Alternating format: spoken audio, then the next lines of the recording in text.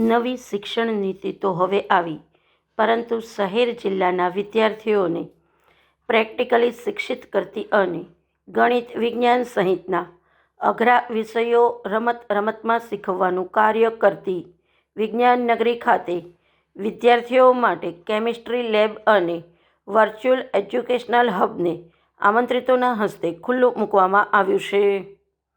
આ તકે આમંત્રિતો તેમજ વિવિધ શાળાઓના શિક્ષકો અને વિદ્યાર્થીઓ ઉપસ્થિત રહ્યા હતા અને તમામે એક અનોખા રોમાંચ સાથે વર્ચ્યુઅલ હબની સફર કરી હતી. કાર્યક્રમ અંગેની માહિતી વિજ્ઞાન નગરીના ડાયરેક્ટર શ્રી ચેતનાબેન કોઠારીયાએ આપી હતી. અમે અહીંયા શ્રી વિજ્ઞાન બળવંત પારેખ વિજ્ઞાન નગરીમાં અમે એક VR એજ્યુકેશનલ હબ અને કેમેસ્ટ્રી રીવેમ્પ કરી છે, એનું ઉદ્ઘાટન છે. આપણે ભાવનગરમાં નવું બાળકોને આપવું, દેખાડવું, ઇનોવેશનવાળું, એના માટેના અમારા સતત પ્રયત્નો હોય છે.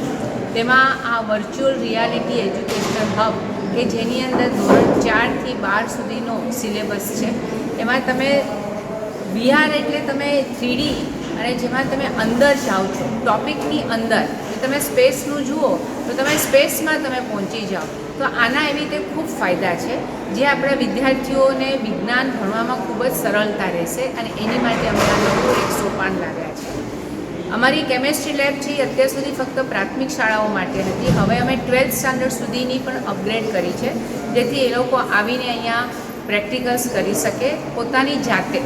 અમારો મેઇન હેતુ એ જ છે કે અમે વિદ્યાર્થીઓને ઓન હેન્ડ એક્સપિરિયન્સ કરાવીએ, તેઓ પોતે વિજ્ઞાનને જાતે કરે અને શીખે.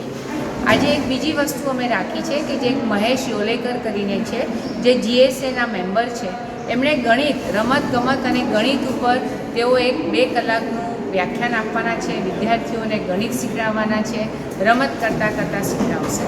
તો આજના અમારા આ કાર્યક્રમમાં શ્રી નિકિતાબેન વૈભવભાઈ તંબોલી તેમણે VRનું ઓપનિંગ કર્યું છે અને અમારે શ્રી ગુજરાત ચિલ્ડ્રન રિસર્ચ યુનિવર્સિટીમાંથી 3 મેમ્બર્સ આવ્યા છે કે જેઓ અમારી સાથે કામ કરવા માંગે છે અને આ ઉદ્ઘાટન કરવામાં તેઓ ભાગીદાર બને.